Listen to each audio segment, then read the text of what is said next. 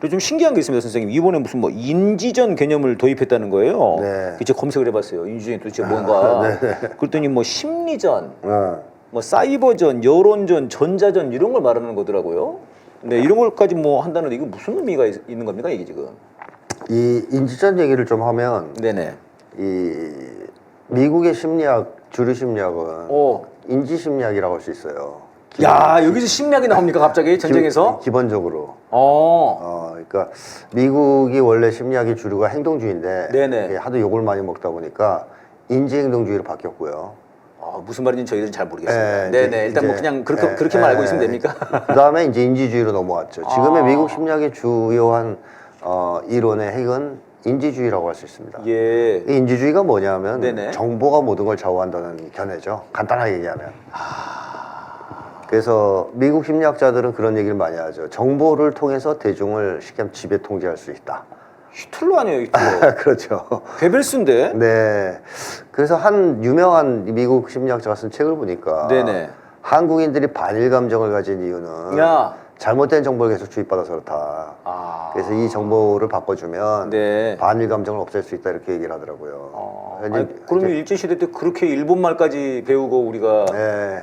뭐 천황한테 가서 뭐 경례도 하고 막 예? 그렇게 했는데도 왜 안 됐을까요, 그럼? 그렇죠. 그러니까 이제 이게 미국 이론 자체가 제가 맨날 비판하지만 잘못된 이론이거든요. 예. 근데 얘네들은 그게 주류 이론이고 그거에 믿어요, 나름대로. 그러니까 인지를 장악하면, 정보를 장악하면 네. 인간을 지배하고 통제할 수 있다고 본단 말이죠.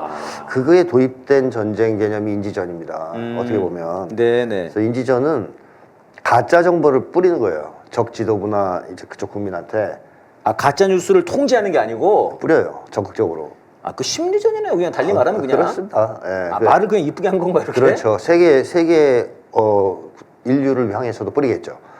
왜냐하면 언론사를 거의 다 미국이 장악하고 있기 때문에 그걸 대대적으로 뿌려가지고 사람들이 잘못된 생각을 가질 거 아니에요. 예. 우크라이나는 정의로운 편이고 러시아는 악마들이고. 계속 그랬죠. 2년 동안 그렇게 받았습니다. 그거 한 거예요. 그게 인지전이에요. 그렇게 계속 해가지고 비합리적 결정을 내리게 하는. 그래서 독일 뭐 이런 데 참전하게 만들었잖아요. 네네네. 비합리적 결정을 한 거 아닙니까? 네, 한국도. 네, 그래서 무기화 장비 운영에서 실수를 유도한다든가 저게 이런 식으로 하는 것이 인지전이거든요. 예. 그래서 그 최근 전쟁에서 인지전을 많이 써요, 미국이. 그 대표적인 게 바로 우크라이나 전쟁이었죠. 우크라이나 전에서 엄청난 인지전을 펴가지고 정보전을 펴가지고 인지전이라고 하는 거군요. 네, 세계 여론을 호도했습니다.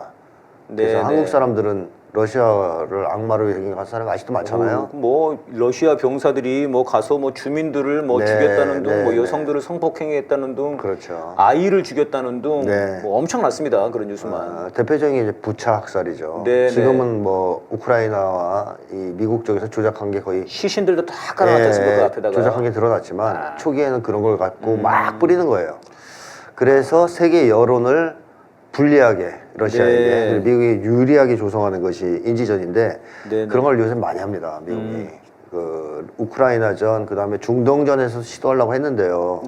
중동전은 워낙 그 시도가 잘 안 먹혔죠. 씨알이 안 먹힙니다. 왜냐하면 너무 잔인한 학살을 하다 보니까 그 이후에 인종 청소를 하다 보니까 이 정보전이 잘 안 먹혔습니다. 러시아도 이제는 정보전이 거의 안 먹히는 중이죠. 왜냐하면 너무 거짓말을 많이 해가지고 그동안 입만 열면 우크라이나가 대승하고 있다, 러시아는 다 죽고 있다 이랬는데 전황이 지금 우크라이나가 망하기 일보 직전 아닙니까? 사실상 뭐 땅은 다 얻었더만요. 그래서 러시아가. 이 가짜 정보를 통한 인지전이 사실은 단기적으로는 어느 정도 효과를 볼 수 있지만 장기적으로는 역효과를 불러올 수 있단 말이죠.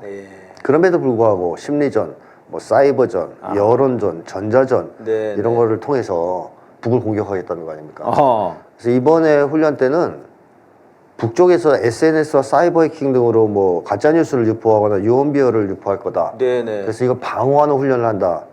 이게 이제 방어적 인지전이에요. 요걸 한다 그러는데 요것만 하는 게 아니에요. 실제로 뭐 북이 뭐 가짜뉴스를 얼마나 유포시킬까. 우리 SNS를 통해서. 뭐 윤석열은 바보다 이런 거. 근데 근데 그건 뭐 국민들이 가짜뉴스를 안 볼 것 같은데. 하여튼 그걸 막는 방어적 인지전도 하는데 그것만 하는 게 아니고 전단살포, 확성기 방송, 북쪽 방송통신망 침투, 국경경유 심리전 등 북쪽에 정보를 가짜 정보를 집어넣는 그런 공격적 전단 살포하겠다는 거군요 지금 이거. 맞습니다. 그러면은. 맞습니다. 공격적 인지전 훈련도 이번에 한대요. 그러니까 전단 살포 확성기 이런 거 연습하는 거일 수도 그런 있다. 거군요. 이렇게 봐야 되겠죠. 아니 지금 사실 전단 살포 문제가 지금 네. 굉장히 대두가 되고 있거든요. 네. 이 훈련은 한미연합 훈련은 14일까지예요. 네. 물론 이제 기동 훈련 아까 말씀드린 48일은 물론 이제 3월 말까지 하는 건데, 근데 대체로 박상학이나 이놈들이 3월 중순 이후에 뿌렸더라고요. 네. 그때 바람이 바뀐다네요. 네. 북으로 넘어간대 바람이. 네. 그래서 이게 굉장히 위험하대. 지금 연천 쪽의 주민분들은 엄청 걱정하고 계시더라고요. 근데 이 작전 계획으로 하는 거군요. 이거를 박상학이 아니라 이제는 한국군과 미군이 할 수도 있다는 겁니다. 바이든이 한다는 거네. 그렇죠. 박상학이 아니고. 그렇죠.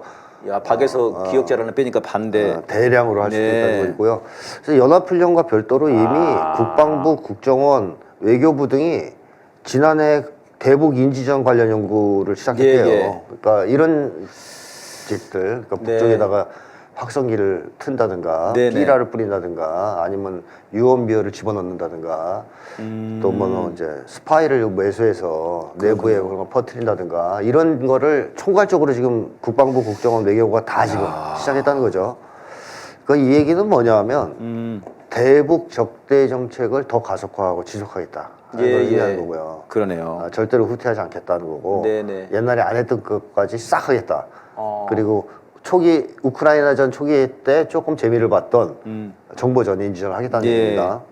근데 문제는 이겁니다. 그런 식으로 미국이 인지전에 좀 과도할 정도로 매달리게 된 이유가 무엇일까 하는 건데요. 네. 원래는 가서 그냥 포 쏘고. 그럼요. 원래 미국이 그 잘하는 게 그거 아닙니까? 네. 가서 힘 발휘하고 그냥 주먹으로 휘둘리면 되는데. 융단 폭격하면 되죠. 네. 근데 우크라이나에 들어갈 수가 없었던 거죠. 무서워서.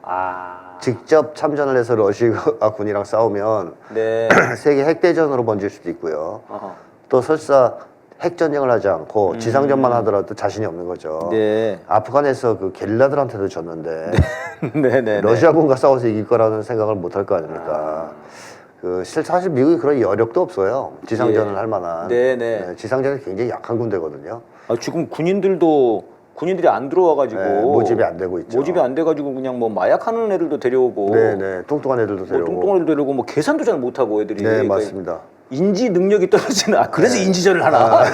인지 능력에 문제가 있는 친구들도 다 받아들이는. 네. 그러다 보니까 인지전으로 가는 건가. 작전 이해 능력도 없고. 그러니까요. 실제로 뭐 보낼 군사가 없다는데요. 자, 무슨 얘기냐면 네. 자신이 없으니까 인지를 하는 자신이 거예요. 없으니까.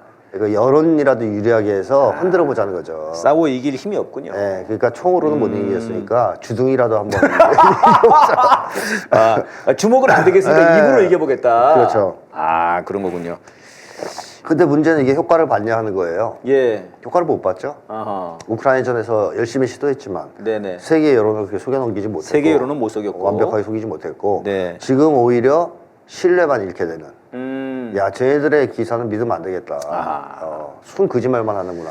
그렇네요. 네, 그런 쪽으로 되기 때문에 이거는 일시적으로 잠깐 쓰면 효과가 있을 수 있는데 네네.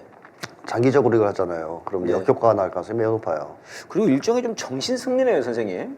네, 근데 문제는 이거죠. 한반도에서 이 짓을 하면요. 네. 북이 어떻게 이걸 받아들일까 하는 거예요. 삐라를 날리거나 삐라 안 되는데. 확성기를 방송을 시작한다든가 예. 아니면 뭐 직접적으로 북에 뭐 망에 침투해서 네네. 가짜뉴스를 유포한다든가 했을 때 북이 이걸 뭘로 간주하겠냐는 거죠. 음. 당연히 전쟁 행위로 간주할 겁니다. 네. 심리전도 전쟁이거든요. 네네. 전쟁 행위거든요. 그러면 전쟁 도발을 한 거로 간주하고 당연히 강력 대응을 하지 않겠습니까? 삐라나 확성기 소리 켜는 순간 바로 날아올 것 같은데요. 그럴 가능성이 매우 높다고 봐야죠. 그 전에 저희가 제가 활동하는 민족위원회라고 하는 단체에서 네. 지난달인가 지지난달인가 저희들이 그 연천 지역에 가봤거든요. 그때 이제 박상학이 이쪽에서 삐라를 날리니까 북에서 거기다 대고 고사포? 쐈죠. 고사총? 네, 고사총을 쐈죠. 예, 쐈습니다. 그게 보니까 이제 쏘니까 결국 네, 이쪽으로 그 떨어져. 연천군 면사무소인가 군사무소인가 거기 네. 사무소 앞에 떨어졌더라고요. 그거를 딱 표식을 해놨더라고요. 네. 그러니까 사실 굉장히 위험한 겁니다, 지금 이게. 근데 이번엔 고사총으로 끝나지 않을 거라는 그러니까요. 얘기입니다. 그 당시에는 남북 관계를 북도 민족 내부 특수 관계로 봤대고요. 네네. 지금은 교전 중인 적대 국가 간의 관계를 보고 있어요. 예. 그러니까 전쟁 중인 상황으로 보는 거예요. 남북 네네. 간을. 이 상황에서 심리전을 들어간다. 그럼 전쟁 행위로 당연히 간주하죠. 바로 전쟁이네요. 네네. 그래서 과거보다 훨씬 더 강력한 대응. 뭐 심지어는 전면전으로 응답할 가능성도 있다.